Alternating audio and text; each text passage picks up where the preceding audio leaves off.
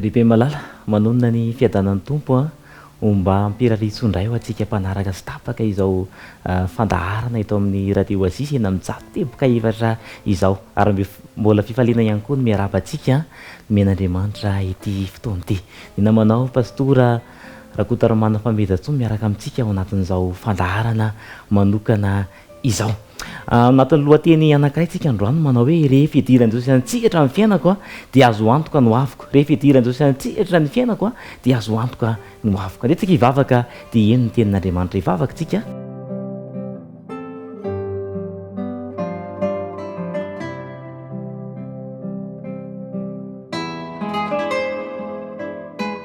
Andriamanitra izay any an-danitra misaotra fanomena an'izao fotoana manokana an'izao izahay. Mangataka tompo mba hanatrehanao manokana izao fotoana izao ary fanenao masina ny no hiasa amin'ny tsirairay avy amin'ny anaran'i Jesosy. Amen.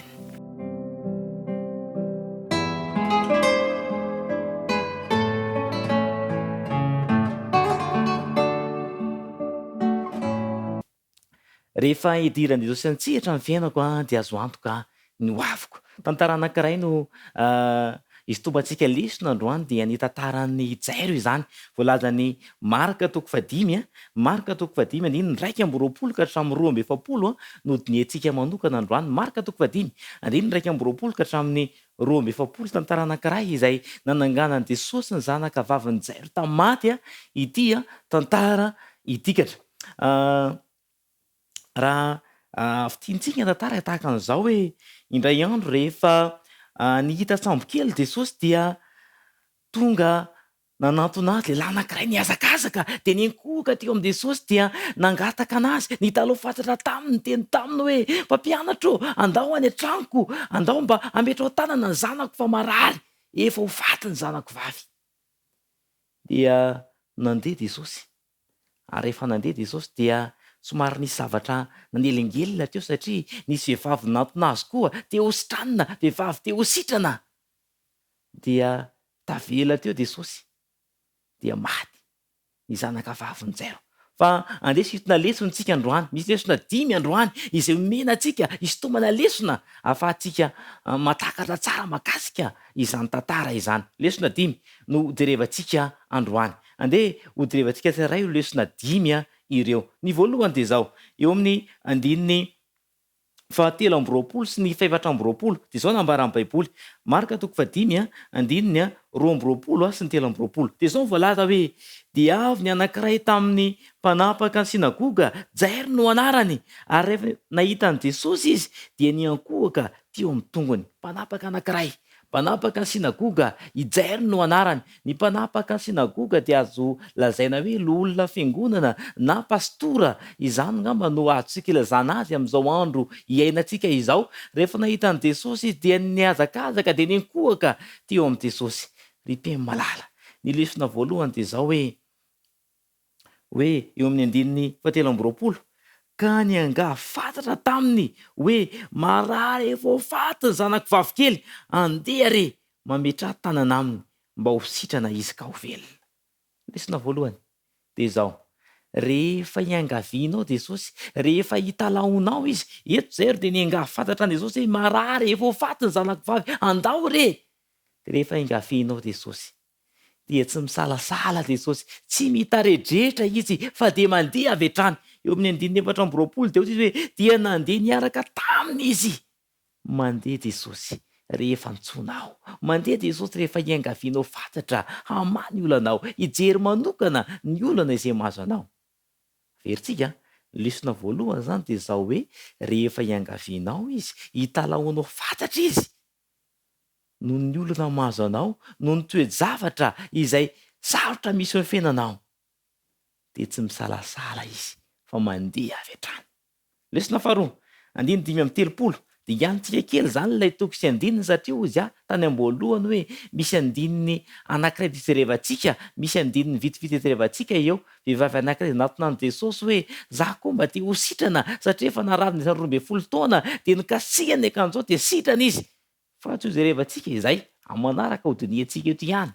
Fa ny 5:30 dia izao voalaza hoe raha mbola niteny Jesosy, izany hoe mbola niresaka tamin'ilay zazavavy dia inona ny zavatra nitranga. Raha mbola niteny Jesosy dia tonga avy tany amin'ilay mpanapaka ny sinagoga ka nanao hoe dia nisy tonga avy tany amin'ilay mpanapaka ny sinagoga ka nanao hoe efa maty ny zanakao vavy, nahoana ianao no mbola manahirana ny mpampianatra ihany. Rehefa malala, rehefa variana tao Jesosy dia maty ny zanaka vavy ny Jairo, maty. Ary rehefa maty zanaka vavy ny Jairo tia dia izao no toy ny tantara eo amin'ny andininy 2:30. Fa tsy nahoany Jesosy izany teny izany, fa hoy izy tamin'ilay mpanapaka ny sinagoga, aza matahotra, minofo fotsiny ihany.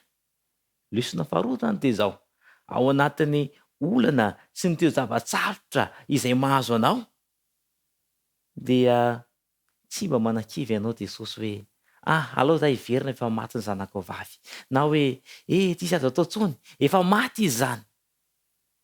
Fa ny teny Jesosy manao hoe aza matahotra, minofo fotsiny ihany.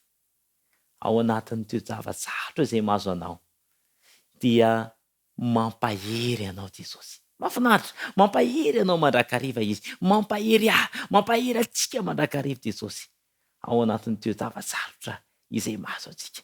Lesona faharoa zany dia tsarovy fa zao, mampahery, mitondra teny fampaherezana ho atsika mandrakariva Jesosy ao anatin'ny teo zava-tsarotra izay mahazo antsika. Lesona fahatelo, andininy 7:30 dia izao voalaza, ary dia tonga tao an-tranon'ilay mpanapaka ny sinagoga izy ka hitan' Jesosy ireo tabataba dia ny olona izay mitomany sy minaonaona be ihany. Lesona fahatelo zany dia izao, rehefa hoentsika Jesosy hampandrosoantsika ho tokantranontsika dia mandroso izy, ary rehefa mandroso izy dia izao hitany avokoa ireo olana izay mahazo antsika, hitan'ilay tabataba, hitan'ilay tomany, hitan'ilay zavatra nitranga ao an-tokantrano. Rehefa malala, tsy manampy maso, tsy hijery an'ireny zavatra mahazo antsika ireny Jesosy, fa rehefa mpandrosoantsika izy dia maninona? Mandroso. Ary rehefa mandroso izy dia izao hitany avokoa ireo zava-tsarotra izay mahazo antsika. Aza manahy zany hoe tsy hitan' Jesosy ny mahazo anao, fa hitany io rehefa mpandrosoantsika ao an-tokantranontsika Jesosy. Ny fahatelo dia andininy 9:30. Andininy 9:30 dia izao voalaza, ary rehefa niditra izy dia niteny taminy hoe nahoana ianareo no mitomany sy mitabataba, tsy maty radavavy fa matory. Dia niome azo fantatra ny olona fa nandroaka azy rehetra izy ka nitondra ny ray aman-dreny razazavavy mba ny olona izay teo aminy ka niditra teo amin'izay nisy an-drazazavavy. Rehefa malala, rehefa hitany teo zany le olona nitabataba ninaonaona be ihany, satria tamin'izany fotoana izany dia misy olona karamaina mihitsy mitomany, satria izay ny fomba tamin'izany fotoana izany tany amin'ny toerana io. Dia hitan'i Jesosy zany dia izao nojereny, dia niteny Jesosy hoe tsy maty radavavy fa matory, dia lasa niome indray le olona, eo mitomany dia eo niome indray. Dia inona nataon'i Jesosy rehefa nahita izany tranga izany? Dia izao voalaza, norohahan'i Jesosy avokoa ireo olona izay nitabataba, nitomany, izay atonga ny fahagagana tsisy eo tao amin'ny tokantrano. Rehefa malala, lesona fahaefatra zany dia izao hoe rehefa mandroso ao tokantranontsika Jesosy dia rohany avokoa ireo tabataba, ireo zavatra rehetra izay tsy atonga fahagagana ao an-tokantranonao. Mahafinaritra zany a. Eo zany dia izao hoe miditra amin'ny tokantranontsika Jesosy dia hitan'ireo fahoriana, hitan'ireo olona izay mianjady antsika, ary lesona resantsika teo dia izao hoesoriny avokoa ireo zavatra manelingelina izay tsy ahafahany manao fahagagana ao tokantranontsika. Lesona vadimy farany, andininy 2:20. Lesona vadimy, andininy 2:20. 2:20 sy 2:20 dia izao voalaza, dia nandray ny tanan-drazavavy izy ka niteny taminy hoe talita kumi, izany hoe raha adika, razazavavy izao aminao, mitsangana. Rehefa malala, rehefa niditra Jesosy dia hita ny razazavavy indro fa maty matory eo amin'ny fandriana, dia noraisiny ny tanan-drazazavavy. Rehefa malala, Rehefa mpandrosoantsika Jesosy dia roany avokoa ireo zavatra manelingelina rehetra, tsy ahafahanao fahagagana dia inona no toy ny tantara? Ho raisiny an-tànana ny olona rehetra izay mahazo anao. Mahafinaritra izany, vaky teny izany, raisiny an-tànana.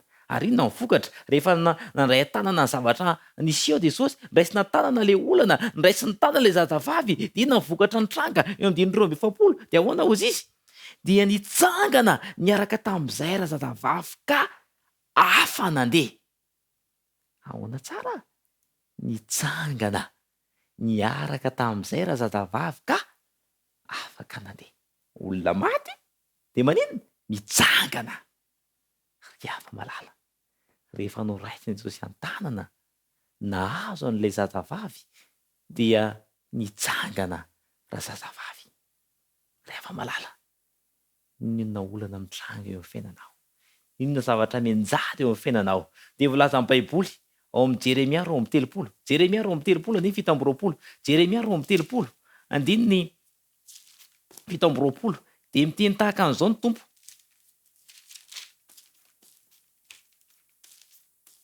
Jeremia 2:30 andiny 7:20 dia ohatry izy hoe: izaho no Jehovah Andriamanitro ny nofo rehetra, moa misy zava-magaga zay tsy haiko va? Riava malala, hanao fahagagana eo amin'ny fiainantsika Jesosy. Fa ny dingana zany dia rahantsika ilay dingana 5 teo, andeha averintsika ilay izy, andeha midina lesontsika. Ny dingana voalohany zany dia izao hoe: rehefa iangavianao Jesosy, hitarainanao fantatra Jesosy hamany olanao, dia tsy mitaredretra izy fa dia mandeha avy hatrany, manantona avy hatrany, tonga avy hatrany hamany olanao. Ny lesona faharoa dia izao: ao anatin'ity zava-tsarotra izay mahazo anao dia tsy mba manan-kivy ianao Jesosy, fa ny nataony dia izao: mampahery anao izy. Iteny tahaka an'ity teny ity izy manao hoe: aza matahotra, mino fotsiny ihany. Lesona fahatelo dia izao: rehefa mandroso ao tokantranonao Jesosy, rehefa sainao mantsy izy dia mandroso ao tokantranonao, dia izao: tsy hoe mandroso izy dia mipetraka maseza fotsiny, fa inona nataony? Hitany avokoa, jereny ireo zavatra rehetra izay mahazo anao. Hitany avokoa ireo olana izay miseho ao an-tokantranonao. Jereny, hitany izay Jesosy ilay namantsika azy, hitany avokoa izay mahazo anao. Ary ny lesona fahaefatra izay niraintsika dia izao: rehefa hitany ireo zavatra izay mahazo antsika dia jereny Jesosy, dia jereny hoe ity zavatra tsy mety, dia inona zavatra nitranga? Roany avokoa ireo zavatra manelingelina dia tsy ahafahanao mifagagana ao tokantranonao. Mahafinaritra izany, roany Jesosy zany, tsy avelany hitranga eo fiainao zavatra rehetra izay tsy hahatonga azy hanao fahagagana eo amin'ny fiainanao. Ary fahadimy farany dia izao: raisiny an-tànana ireo olana rehetra izay mahazo anao. Rehefa malala, zava-dehibe izany lesona izay niraisintsika androany izany, ho ataon'i Jesosy eo amin'ny fiainanao koa an'izany tantara izany. Ka ninona zavatra mahazo anao, ninona zavatra mianjady anao, dia ho raisiny Jesosy an-tànana ny olona izay mahazo anao. Fa ny ataoko sy ny ataonao zany dia izao: tiana ampianantsika anazy ny Petera voalohany, Petera voalohany, Petera voalohany 4:4, Petera voalohany 5 azafady, Petera voalohany 5 andiny ny fafito, Petera voalohany 5 andiny ny fafito dia izao lazainy hoe: ara-petra ao aminy ny fanahinao rehetra, fa izy no mianareo. Raha toa ka apetratsika eo amin'ny Jesosy zany dia izy no miatsika. Ny ataontsika zany dia izao: ny mamitraka izay mahazo antsika rehetra aiza eo amin'ny Jesosy fotsiny. Fanondrina dia izao: hametraka ny fiainantsika eo amin'ny Jesosy ilay ka ninona zavatra mitranga eo amin'ny fiainantsika dia hiva daholo izany, satria i Jesosy dia hanao fahagagana eo amin'ny fiainantsika. Ho raisiny an-tànana izay mahazo anao, tsy mahazo ahy. Ny rarena dia izao: ampitoherin'Andriamanitra ao anatintsika n'izany hafatra, hampahery antsika ka tonga antsika hanana fiainana, handeha araka ny sitrapon'Andriamanitra. Amen.